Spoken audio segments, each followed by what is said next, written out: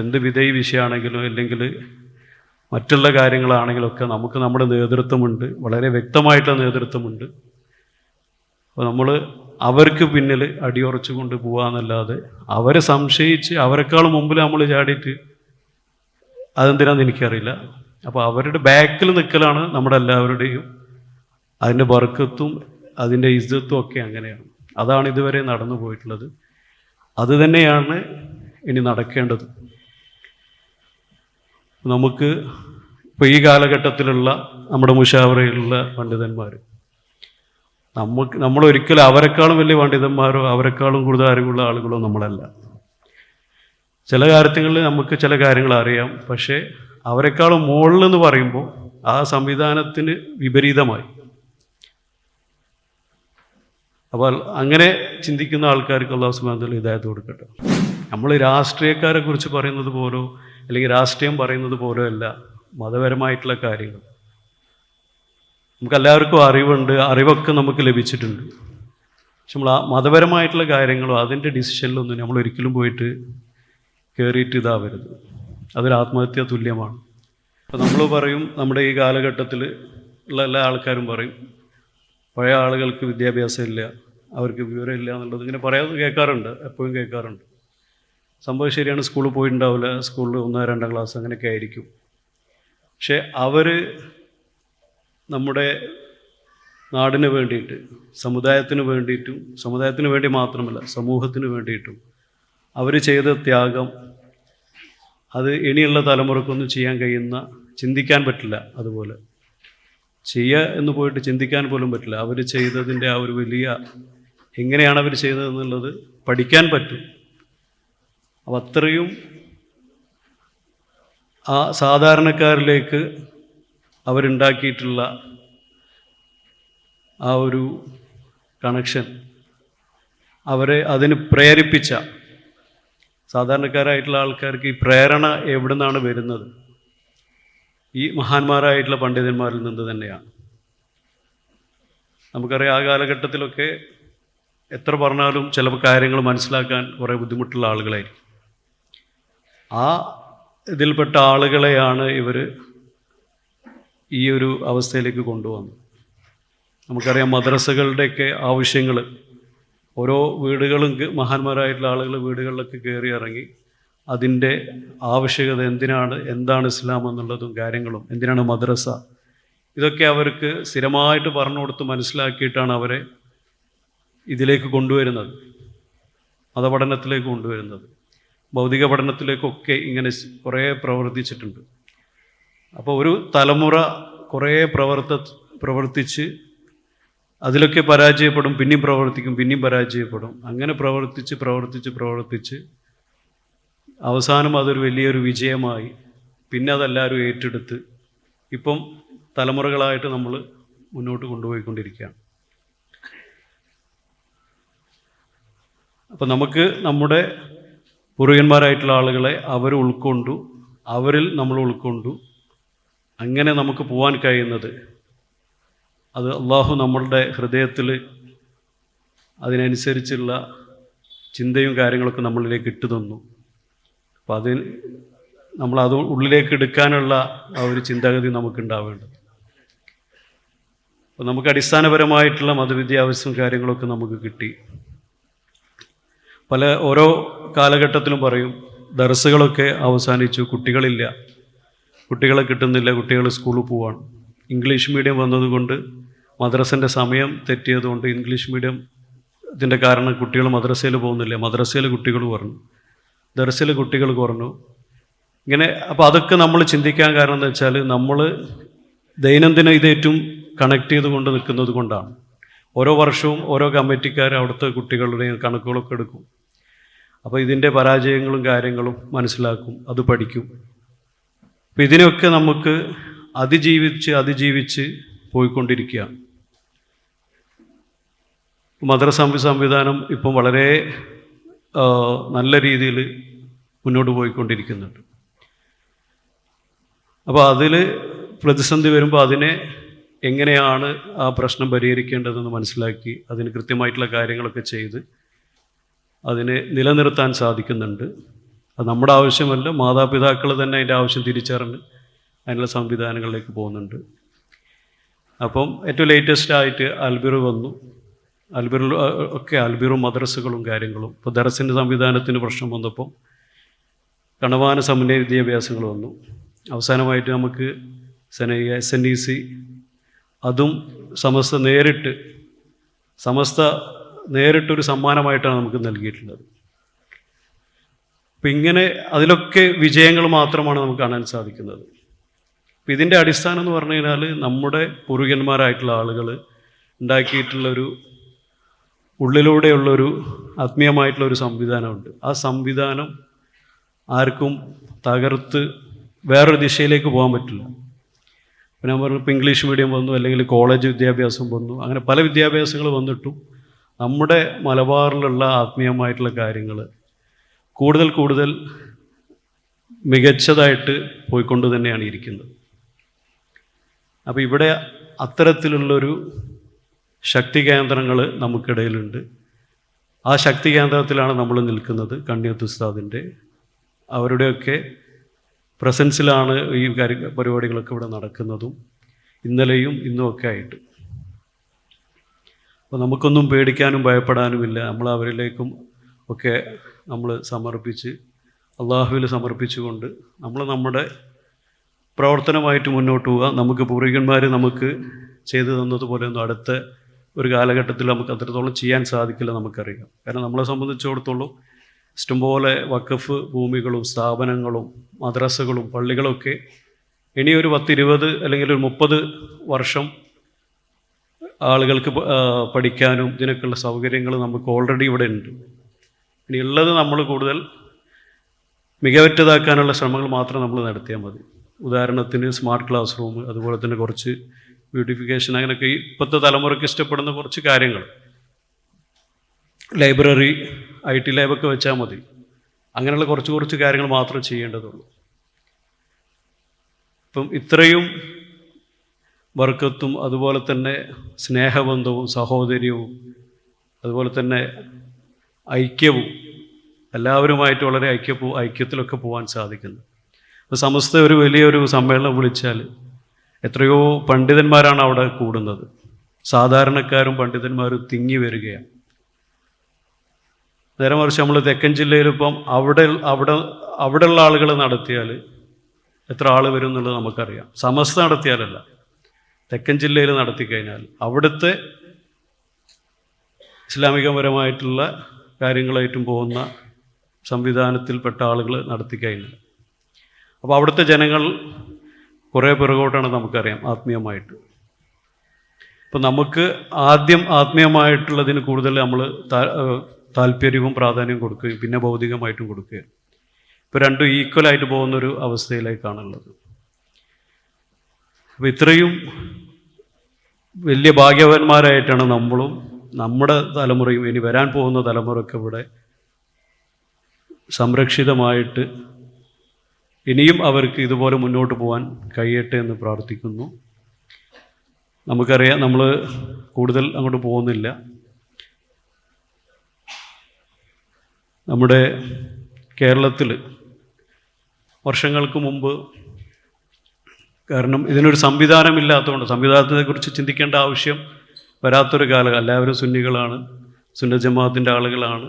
പിന്നെ വിധേയി ആശയത്തെക്കുറിച്ചൊന്നും കാര്യമായിട്ടുള്ള ചർച്ചകളൊന്നും ഇല്ലാത്ത കാലത്ത് അന്ന് മഹാന്മാരായിട്ടുള്ള പണ്ഡിതന്മാർ അവരൊക്കെ തിരിച്ചറിഞ്ഞ അവരുടെ ദീർഘവീക്ഷണമാണ് ഞാൻ പറയുന്നത്. അവരുടെ ദീർഘവീക്ഷണത്തിലൂടെ അവർക്ക് കുറേ വിഷയങ്ങൾ തിരിച്ചറിവ് അവർക്ക് ലഭിച്ചു. കാരണം വിധേയി അടിസ്ഥാനത്തിലും അതുപോലെ തന്നെ അതല്ലാതെയും പല ആചാരങ്ങളും ആചാരങ്ങളിലൊക്കെ പല മാറ്റങ്ങളും കാര്യങ്ങളൊക്കെ വന്ന് ഇസ്ലാമിൽ നിന്ന് പുറത്തു പോകുന്ന രീതിയും കാര്യങ്ങളൊക്കെ ആയിട്ട് ഇങ്ങനെ ഇതിനൊരു സംവിധാനമില്ലാത്തൊരു കാലഘട്ടം. അന്നാണ് ആ ഒരു സാഹചര്യത്തിലാണ് നമുക്കെല്ലാവർക്കും അറിയുന്നതാണ്, നമ്മുടെ എടുത്തു പറയേണ്ട ആവശ്യമില്ല. ഇതൊരു സംഘടനയായിട്ട് രൂപീകരിച്ചതല്ല, ഒരാളെ കൂട്ടാനും ഇതിനും അതൊന്നുമല്ല നമ്മുടെ സമസ്തയുടെ ലക്ഷ്യം. സമസ്തയുടെ ലക്ഷ്യം സുന്നത്ത് ജമാഅത്തിന് എങ്ങനെ നമ്മൾ സംരക്ഷിതമായിട്ട് ഇതൊന്നും അങ്ങോട്ട് പുറത്തേക്കും പോകാൻ പാടില്ല, കൂടുതൽ ഇതായിട്ട് പോകാനും പാടില്ല. കൃത്യമായിട്ടുള്ള സുന്നത്ത് ജമാഅത്ത്, അത് ഫിൽട്ടർ ചെയ്തിട്ടുള്ള സുന്നത്ത് ജമാഅത്തിൻ്റെ കൃത്യമായിട്ടുള്ള വലിയ പണ്ഡിതന്മാരുടെ അവരുടെ പഠനത്തിനൊക്കെ ഇതാക്കിയിട്ട് ഓരോ കാര്യങ്ങളും മനസ്സിലാക്കി ജനങ്ങൾക്ക് പറഞ്ഞു കൊടുത്ത് അവരെ അതിൽ നിലകൊള്ളിച്ചു കൊണ്ടുള്ള അവരുടെ ഒരു സുന്നികളുടെ ഒരു ബോഡി, ആ ബോഡി എന്താണോ തീരുമാനിക്കുന്നത് അതാണ് സുന്നത്ത് ജമാഅത്ത്. അപ്പം അത്രയും മഹാന്മാരായിട്ടുള്ള ആളുകൾ ഒരുമിച്ച് കൂടി ദീർഘവീക്ഷണത്തോട് കൂടിയിട്ടാണ് സമസ്ത പ്രഖ്യാപിച്ചിട്ടുള്ളത്. അതിൻ്റെ 100-ാം വാർഷികത്തിലേക്ക് നമ്മൾ കിടക്കുകയാണ്. അപ്പോൾ നമുക്ക് സംശയത്തിൻ്റെയോ കാര്യങ്ങളോ ഒന്നും വിഷയങ്ങളും ഒന്നും നമുക്കിടയിലുണ്ടാവില്ല. എന്ത് വിധേയ വിഷയമാണെങ്കിലും അല്ലെങ്കിൽ മറ്റുള്ള കാര്യങ്ങളാണെങ്കിലൊക്കെ നമുക്ക് നമ്മുടെ നേതൃത്വമുണ്ട്, വളരെ വ്യക്തമായിട്ടുള്ള നേതൃത്വമുണ്ട്. അപ്പോൾ നമ്മൾ അവർക്ക് പിന്നിൽ അടിയുറച്ചു കൊണ്ട് പോകാമെന്നല്ലാതെ അവരെ സംശയിച്ച് അവരെക്കാളും മുമ്പിൽ നമ്മൾ ചാടിയിട്ട് അതെന്തിനാന്ന് എനിക്കറിയില്ല. അപ്പോൾ അവരുടെ ബാക്കിൽ നിൽക്കലാണ് നമ്മുടെ എല്ലാവരുടെയും അതിൻ്റെ ബർക്കത്തും അതിൻ്റെ ഇസ്സത്തും ഒക്കെ അങ്ങനെയാണ്. അതാണ് ഇതുവരെ നടന്നു പോയിട്ടുള്ളത്. അത് തന്നെയാണ് ഇനി നടക്കേണ്ടത്. നമുക്ക് ഇപ്പോൾ ഈ കാലഘട്ടത്തിലുള്ള നമ്മുടെ മുശാവറയിലുള്ള പണ്ഡിതന്മാർ നമ്മളൊരിക്കലും അവരെക്കാളും വലിയ പണ്ഡിതന്മാരോ അവരെക്കാളും കൂടുതൽ അറിവുള്ള ആളുകളോ നമ്മളല്ല. ചില കാര്യങ്ങളിൽ നമുക്ക് ചില കാര്യങ്ങൾ അറിയാം, പക്ഷേ അവരെക്കാളും മുകളിലെന്ന് പറയുമ്പോൾ ആ സംവിധാനത്തിന് വിപരീതമായി. അപ്പോൾ അങ്ങനെ ചിന്തിക്കുന്ന ആൾക്കാർക്ക് അല്ലാഹു സുബ്ഹാനഹു വ തആല ഹിദായത്ത് കൊടുക്കട്ടെ. അപ്പോൾ അവർ ഈ മുശാവറയിലുള്ള മഹാന്മാരായിട്ടുള്ള ആളുകൾ അവരുടെ ദീർഘവീക്ഷണമാണ്. ഞാൻ പറഞ്ഞു വരുന്നത് വെച്ചാൽ 100 വർഷം മുമ്പ് അവർ ചിന്തിച്ച സമയത്ത് അന്ന് വിധേയ പ്രസ്ഥാനമൊന്നുമില്ല, IS മുജാഹിദ് അങ്ങനത്തെ ഇതൊന്നും അത്ര ഇതില്ല. ചെറിയ ന്യൂനപക്ഷം മാത്രം ഉണ്ടായിട്ടുള്ളൂ.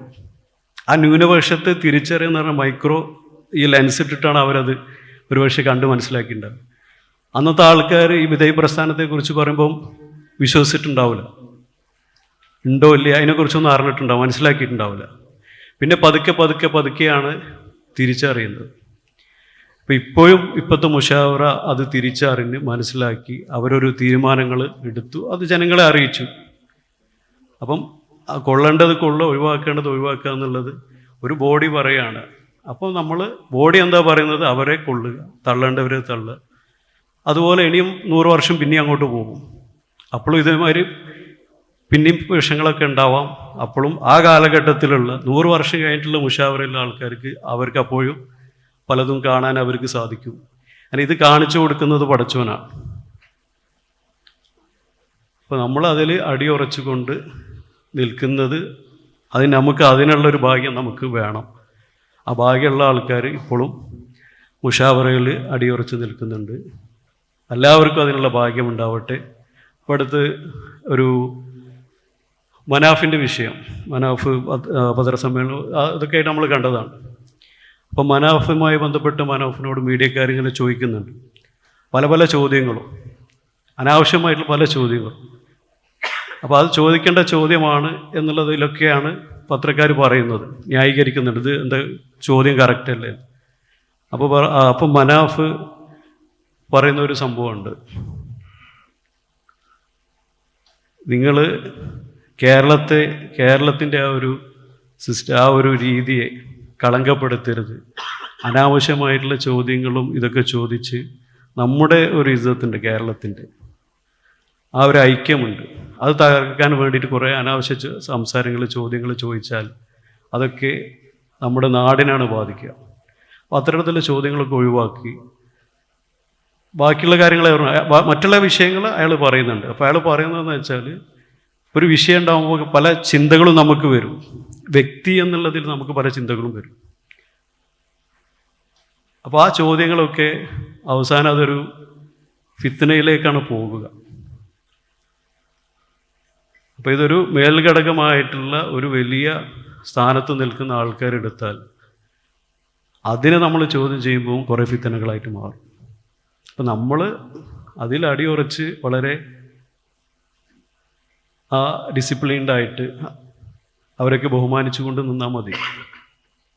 കാരണം ഈ സംവിധാനം ഇനിയും മുന്നോട്ട് പോകേണ്ടതാണ്. 100 വർഷം മുമ്പ് ഈ ചെറിയ ഒരു വളരെ കുറഞ്ഞൊരു വിഭാഗമായിരുന്നു അന്ന് വിധേയി ആശയങ്ങൾ കൊണ്ടുവന്നത്. അതുപോലെ തന്നെ ഈ ചെറിയ ഒരു വിഭാഗമായിരിക്കും ഇപ്പോഴും മുഷാവറ കണ്ടിട്ടുള്ളത്. അത് ഇന്ന് നമുക്ക് അങ്ങനെ പ്രത്യക്ഷത്തിൽ അങ്ങനെ കാണാൻ സാധിക്കില്ല. അതൊരു 10, 30, 40 വർഷം അങ്ങനെ കഴിയുമ്പോൾ, അല്ലെങ്കിൽ ഒരു 10 വർഷം കഴിഞ്ഞാൽ മാറ്റങ്ങൾ ഇങ്ങനെ കാണാൻ സാധിക്കും. അപ്പോൾ നമ്മൾ ഈ കാര്യത്തിൽ വളരെ ജാഗരൂകരാവണം. നമ്മൾ രാഷ്ട്രീയക്കാരെ കുറിച്ച് പറയുന്നത് പോലോ അല്ലെങ്കിൽ രാഷ്ട്രീയം പറയുന്നത് പോലോ അല്ല മതപരമായിട്ടുള്ള കാര്യങ്ങൾ. നമുക്കെല്ലാവർക്കും അറിവുണ്ട്, അറിവൊക്കെ നമുക്ക് ലഭിച്ചിട്ടുണ്ട്. പക്ഷെ നമ്മൾ ആ മതപരമായിട്ടുള്ള കാര്യങ്ങളോ അതിൻ്റെ ഡിസിഷനിലൊന്നും നമ്മൾ ഒരിക്കലും പോയിട്ട് കയറിയിട്ട് ഇതാവരുത്. അതൊരു ആത്മഹത്യാ തുല്യമാണ്. നമുക്കറിയാം, നമ്മുടെ മദ്രസയിൽ നിന്ന് പഠിച്ച ആളുകൾ, അവർക്ക് പല ചിന്തകളും കൂടിയിട്ടാണ് അവർ വിധേയ ആശയത്തിലേക്ക് പോയിട്ടുള്ളത്. അടിസ്ഥാനപരമായിട്ടുള്ള ദീനി വിജ്ഞാനം ലഭിച്ചതും മദ്രസകളിൽ നിന്നാണ്. അല്ല, അവരൊക്കെ നമ്മൾ മദ്രസയിൽ പഠിച്ച ആൾക്കാരാണ്. പിന്നെ അവർ മാറിപ്പോകുന്ന പല സാഹചര്യങ്ങളുമാണ്. ഇപ്പം നമ്മൾ ഇന്നലെ KT ജലീൽ പറഞ്ഞ ആ സംഭവം കേട്ടു, ഗാന്ധിജിൻ്റെ വിഷയം. അപ്പോൾ ഇത് ഓരോ വ്യക്തികൾക്ക് തോന്നുന്ന മാതിരി പറയാൻ പറ്റുന്ന സാധനമാണ് ഇസ്ലാം. അപ്പോൾ ആ രീതിയിലേക്ക് പോകരുത്. നമ്മളെ നിലവാരം കുറയാൻ പാടില്ല. നമ്മളെ ഇസ്സത്ത് നമ്മൾ കൂട്ടിക്കൊണ്ടുവരിക. നമ്മൾ ആത്മീയമായിട്ടും അതുപോലെ തന്നെ എല്ലാ നിലക്കും നല്ല രീതിയിൽ സന്തോഷത്തോട് കൂടിയിട്ട് മുന്നോട്ട് പോകേണ്ടതുണ്ട്. എന്നാലാണ് അടുത്ത തലമുറയും ആ ഒരു റൂട്ടിലൂടെ വരാൻ സാധിക്കുകയുള്ളൂ. അപ്പോൾ ഇനിയും നമ്മൾ ഐക്യത്തോട് കൂടിയിട്ടും ഒക്കെ ആയിട്ട് നമ്മൾ പോകേണ്ടതുണ്ട്. നമുക്കറിയാം, നമ്മുടെ ലോകവും രാജ്യവും ഒക്കെ നേരിടുന്നത് ഈ പ്രതിസന്ധികൾ ഇന്നുണ്ടായതല്ല. പ്രതിസന്ധികൾ ഇസ്ലാമിനെതിരെയുള്ള പല വിഷയങ്ങളും പല ആക്രമണങ്ങളും പല കാര്യങ്ങളും നിബിധങ്ങളുള്ള കാലഘട്ടവും അതിനുശേഷം ഉള്ള കാലഘട്ടത്തിലും അങ്ങനെ എല്ലാ കാലഘട്ടത്തിലും നമ്മൾ കാണുന്നതാണ്. ഇസ്ലാമിന് ശത്രുക്കൾ ഇല്ലാത്തൊരു കാലഘട്ടം ഉണ്ടായിട്ടില്ല. ആ കാലഘട്ടത്തിലേക്ക് നമ്മൾ പോകുന്നുള്ളൂ. നമ്മളല്ല, നമ്മളെ ജനറേഷൻ. അപ്പോൾ നമ്മൾ കൂടുതൽ എല്ലാവരുമായിട്ടും വളരെ സന്തോഷത്തോട് കൂടിയിട്ടും അനാവശ്യമായിട്ടുള്ള ചർച്ചകൾ നമ്മൾ ഒഴിവാക്കുക, തർക്കങ്ങൾ ഒഴിവാക്കുക. ഈ വാട്സപ്പിലും ഫേസ്ബുക്കിലൊക്കെയുള്ള അനാവശ്യമായിട്ടുള്ള ചർച്ചകൾ, ആരെങ്കിലും ഒരു വിഭാഗത്തിന് ഗുണം ചെയ്യുന്ന എന്തെങ്കിലും പറയുമ്പോൾ അല്ലെങ്കിൽ അവർക്ക് അനുകൂലമായിട്ട് പറയുമ്പം അവരപ്പം അവർക്ക് കുറേ ഫോട്ടോ ഇടുക. അതൊക്കെ ഒഴിവാക്കിയിട്ട് നമ്മൾ ഇതുവരെയുള്ള കാലഘട്ടത്തിൽ അങ്ങനെ നമ്മൾ ചെയ്തിട്ടില്ല. നമുക്കെന്ന് പറഞ്ഞാൽ സമസ്ത എന്ന് പറഞ്ഞാൽ ഒരു വലിയൊരു ബോഡിയാണ്. ആ ഒരു സംവിധാനത്തെ നമ്മൾ പരമാവധി മാർക്കറ്റ് ചെയ്യുക.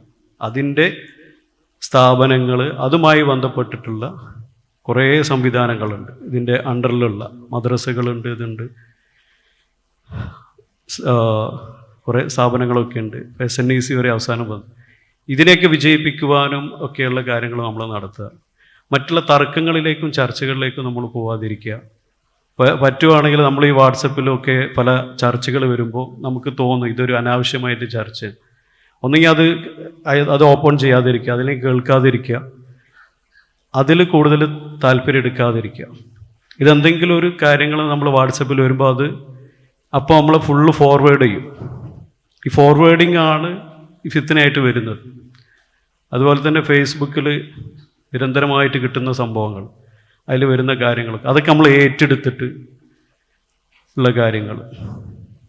ഇപ്പോൾ ചെറിയ വിഷയമൊക്കെ അത് അവിടെ പരിഹരിച്ച് പോകേണ്ടതായിരിക്കും. അത് സോഷ്യൽ മീഡിയയിലൂടെ വലിയ ഇതായിട്ട് വരിക, അത് നാട്ടിന് തന്നെ ദോഷം ചെയ്യുന്ന കുറേ സംഭവങ്ങളായിട്ട് മാറുന്ന കാര്യങ്ങളായിട്ട്. അപ്പം നമുക്ക് അറിയുന്ന കാര്യങ്ങൾ തന്നെയാണ് ഇതൊക്കെ. അപ്പോൾ ഏതിൽ നിന്നൊക്കെ നമ്മൾ വിട്ടു നിൽക്കണം, ഏതിനൊക്കെ നമ്മൾ ഉൾക്കൊള്ളണം എന്നുള്ളത് നമ്മൾ മനസ്സിലാക്കിക്കൊണ്ട് ഇത്തരത്തിലുള്ള പുതിയ ആധുനിക കാലഘട്ടത്തിലുള്ള ഇതുപോലെയുള്ള വാട്സപ്പ്, ഫേസ്ബുക്ക് ഇതൊക്കെ ആവശ്യത്തിനും ഗുണത്തിനും നന്മക്കും വേണ്ടിയിട്ട് നമുക്ക് യൂസ് ചെയ്യാൻ സാധിക്കുമാറാകട്ടെ.